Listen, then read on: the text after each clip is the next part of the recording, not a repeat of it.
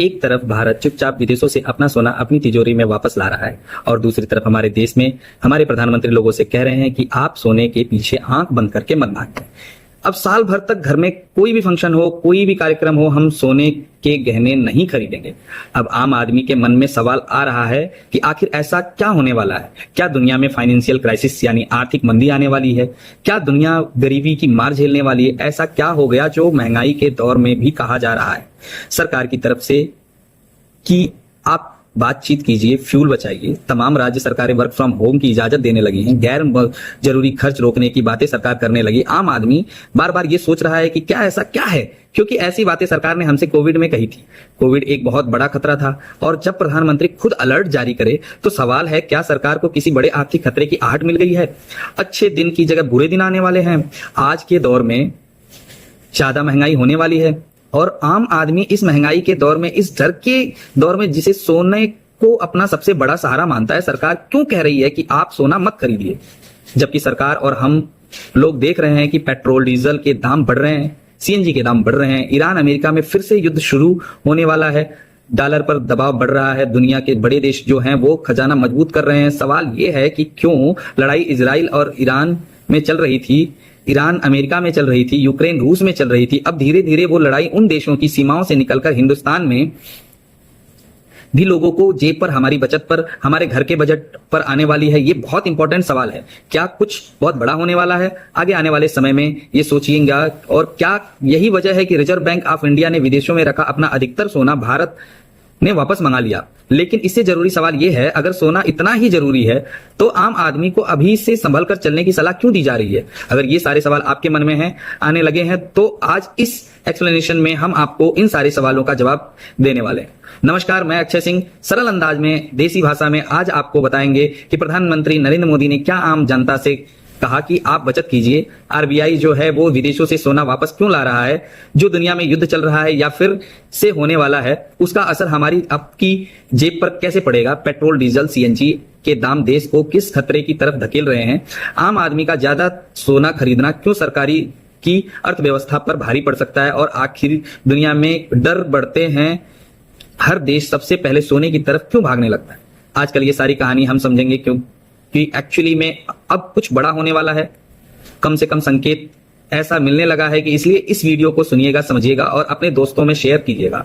और हो सके तो हमारे व्हाट्सएप से जुड़ जाइए, क्योंकि वहां पर हम आपको जानकारियां भी देते हैं और ये वीडियो के लिंक भी डाल देते हैं, ताकि आप वहां पर इन वीडियो को तुरंत पालन इंतजार ना करना पड़े। और शुरुआत करते हैं। क्या सरकार को किसी बड़े आर्थिक संकट की आहट मिल गई है?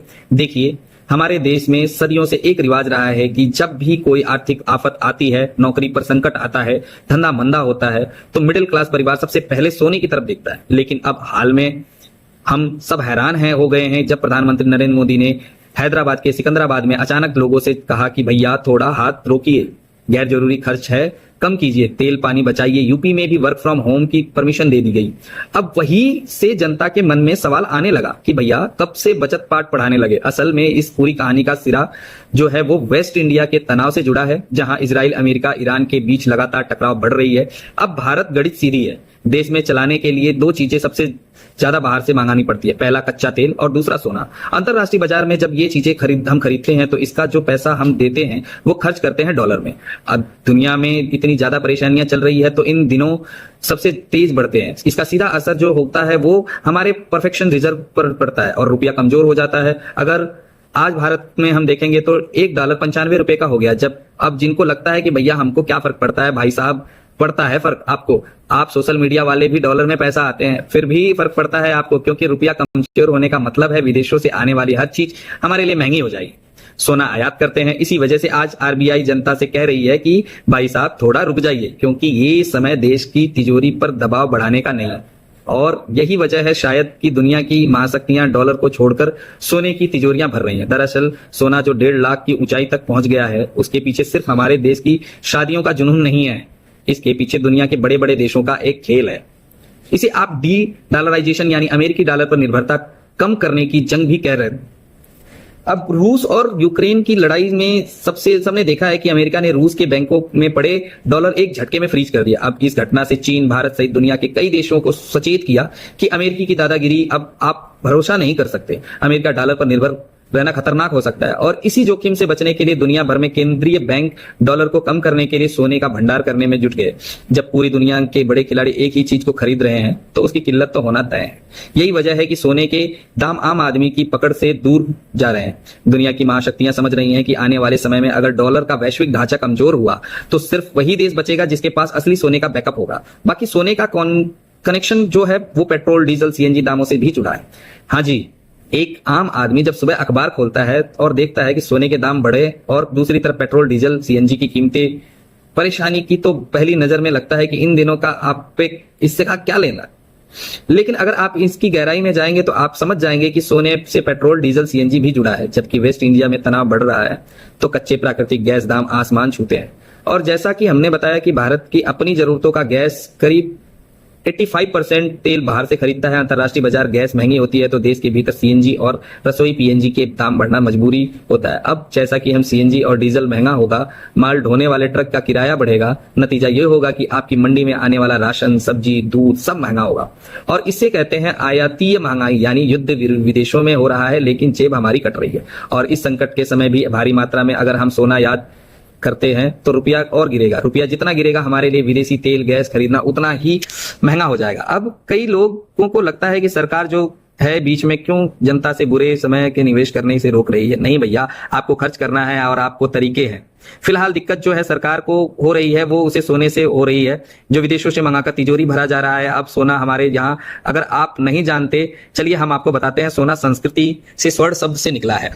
इसका अर्थ होता है कि अच्छे रंग वाला। सदियों से पहले पीली धातु संस्कृति भरोसे का हिस्सा थी। फिर अब सरकार कह रही है कि आप बाहर से सोना मत बनाइए। अगर आपको खरीदने का शौक है, सेविंग आपको करनी है, तो एक नया रास्ता है, सेवरिंग गोल्ड बॉन्ड या फिर डिजिटल गोल्ड जैसे विकल्पों को बढ़ावा दीजिए। डिजिटल सोने का फायदा यह है कि आपको सोने के बढ़ते दामों का पूरा मुनाफा मिलेगा, ना तो कोई मार्केटिंग चार्ज, मेकिंग चार्ज लगेगा। सबसे बड़ी बात यह है कि डिजिटल निवेश से सरकार को विदेशी असली सोने की आयात नहीं करना पड़ेगा, जिससे देश का डॉलर बच जाएगा। और अगर आप ये पैसा देश के भीतर रखेंगे तो फिर हमारे रुपए को एक मजबूत करने में आ जाएगा। एक तरीका से सोना खरीदने से लोगों को सेव भी होगा और देश के काम भी आएगा। तो ये सरकार चाहती है कि आप डिजिटल खरीदिए। देखिए, पूरी दुनिया का नक्शा और आर्थिक तंत्र पेश समझने के बाद एक आम भारतीय यही सवाल है कि हम करें तो करें क्या। देश के बड़े वित्तीय जानकारों की सलाह बड़ी साफ सीधी है।